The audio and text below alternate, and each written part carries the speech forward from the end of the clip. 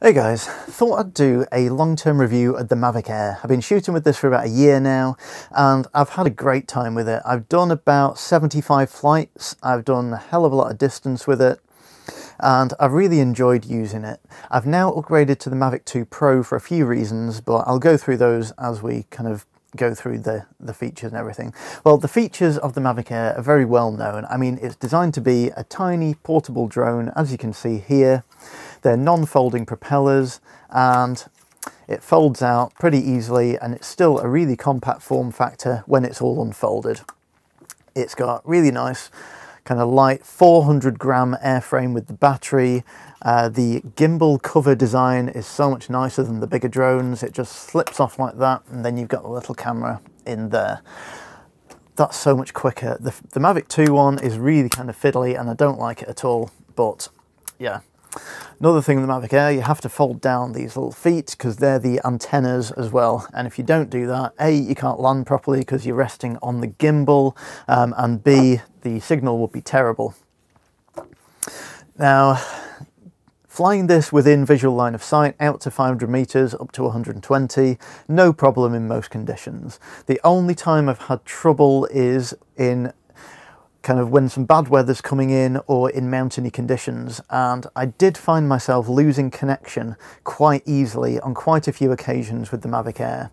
It's also lost GPS quite a few times, so I've been in ATI mode and I've had one flyaway which I've been able to recover through the failsafe, but scary times. The camera quality is excellent.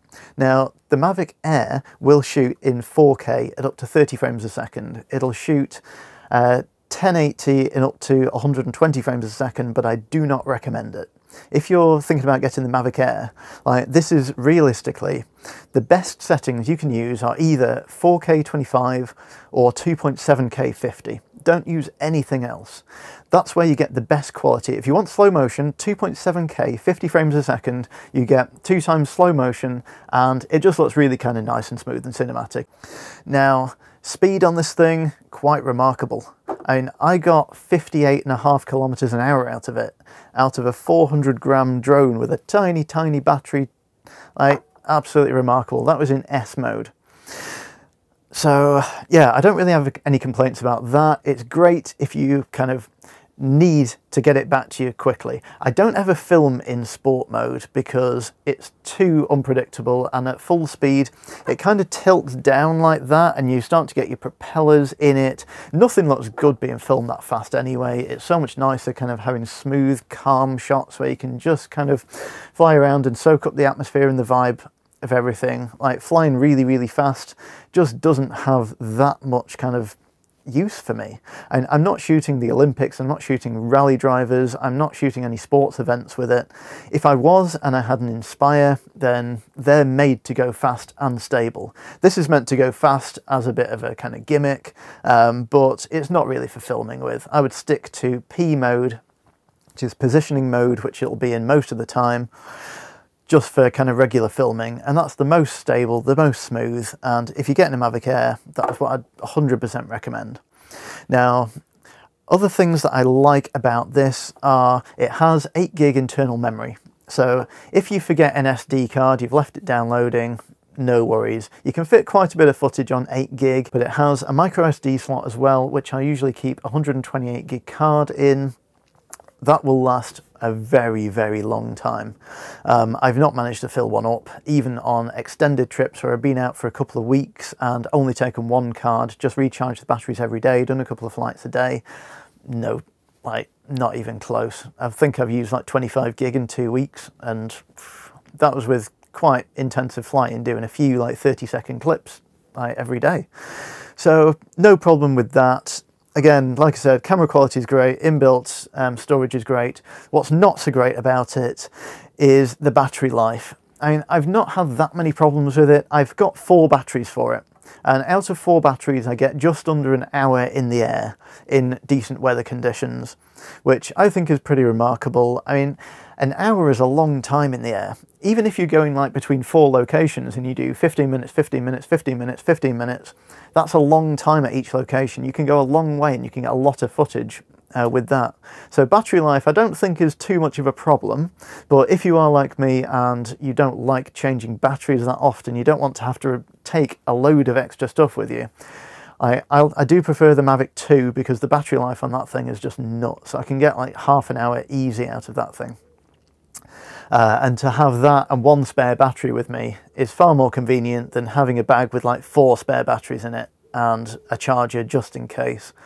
So just a minor thing, but it's something to consider. I mean, drones now, the battery life is getting a lot better. The Mavic Mini's got nearly half an hour. The Mavic 2s have got half an hour.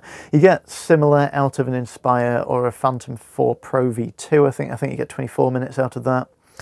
So it's not really an issue. Like, when you're kind of looking at specs, it's easy to say half an hour, well, that's not very long. But when you're actually flying for half an hour, it's quite a long time. You can do a lot. You can get a lot of quality footage in half an hour, and you can spend some time kind of playing with your settings and making sure everything's right. There's no panic to kind of come back down and land because you're going to run your batteries out and not be able to finish the shoot. I've not been in a position where that's kind of an issue, and I don't foresee being in that position ever because, you know, you just plan accordingly. So if you are thinking about getting a Mavic Air, it is something to consider, but if I was to buy it again, I don't think it'd put me off. The major things I don't like about the Mavic Air are the wind resistance or lack thereof.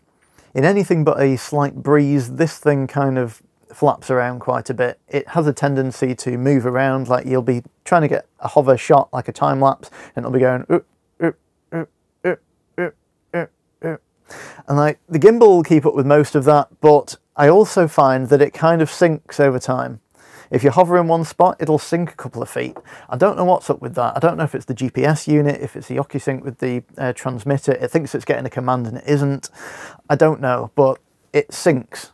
And I don't want that. I want to be in control. I don't want to have to be kind of counteracting like uncontrolled movement. And so that's really annoying for me if I'm kind of on a shot, and especially if I'm not really paying attention. If I'm looking at the drone and I'm looking at what's around and I'm making sure no one's going to walk into the area where I'm flying or my emergency recovery and landing zones, then I can't be staring at the screen all the time to check that it's not dropping. And when it's like quite high up, it's hard to see kind of micro movement, so that's quite annoying. And yeah, the last thing that quite annoys me about the Mavic Air is it drops signal quite a lot, like quite a lot.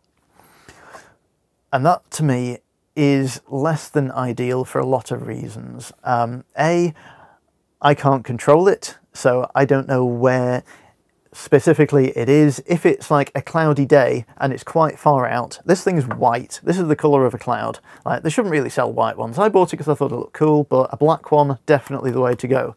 Because if it's quite dense cloud cover, you can't really see this thing. So even if you're like well within visual line of sight rules, 500 metres out, 120 metres up, it can be quite difficult to locate it because it is so small, and if there's cloud and it's low contrast, this thing is grey and white. Like, it's low contrast by definition.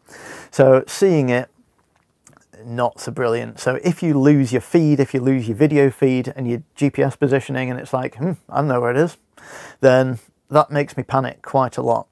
We were out in the mountains in Slovakia in the High Tatras, and we were 1,700 metres above sea level, which is the highest I've ever kind of taken off from.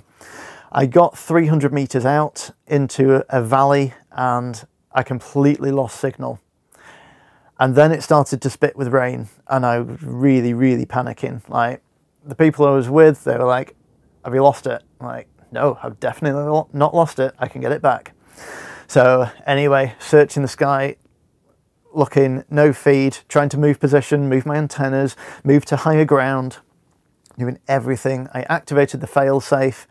And a couple of minutes later, like the most tense minutes of the past year, honestly, I started to hear it, and then I could I got my feedback, and then I got manual control and I was able to bring it into land. But because of that, I didn't actually get any filming done. I got like 30 seconds of shot and it was terrible because it was all badly exposed. It stopped recording when the feed cut out, because that would have been a really cool shot if I'd have, you know, managed to get it, but the video recording cut out and I lost all of it, and it was, yeah, it wasn't great. So after that, I really started to think, I can't rely on this in high pressure situations, and I couldn't live with myself if this kind of floated off with no signal and hit a hiker or animals, bird sanctuary, something like that. You know, I do all my pre-flight planning and I mitigate these problems as much as possible, but if you get a no connection flyaway, you're not in control at all. You just have to kind of hope for the best in those situations. And with the Mavic 2 Pro, the connection is absolutely rock solid. Like, I have been out twice as far as I've been with this, and there's not been a blip. Nothing at all, not even a low signal warning, which I get that with this, even like 200 meters out, like, which is embarrassing. Like, but yeah, so that is my major frustration. That's why I decided to let the Mavic Air go. If that's not a consideration for you and you're not planning on going to any crazy locations and flying, it is great for keeping within visual line of sight. It's been absolutely brilliant. It's been pretty reliable. I've not had too many issues with it, and it's been a joy to use. I've used it for professional work, I've done bits of show reels with it, and I've done it for kind of just learning from a PFCO course as well, which I've now done. So I've really enjoyed owning it and the full Flymore kit. But for me, it's time to move on up to the bigger professional model, just so I've got more stability in high wind, I've got better battery performance, and I've got better stability of connection, so I absolutely know I'm not going to lose control of this thing, and I've always got like definite control to bring it back and land safely and not endanger anyone or anything with my flying. Because safety and responsibility is, you know, not on most people's mind when they first get a drone, but it absolutely should be. This is like the cornerstone of safe drone flying, is look out for people, know your distances, know the visual line of sight rules, and just get into kind of safe practice and being a sensible flyer, and that's good for the whole community. So I hope you've enjoyed this review of the Mavic Air. If you're thinking of getting one, if you've got any questions, drop a note in the comments, I'll try and get back to you. Otherwise, happy flying, thanks for watching, and I'll leave you with a show reel that I shot with the Mavic Air. Everything's with the Mavic Air and the Polar Pro Standard Series NDs. I'll link the video in the end card, so you can see what this thing's capable of. I really love the footage out of it, I've really enjoyed it, and I'm sad to see it go. So I'll see you next time, guys. Thank you so much. See you later.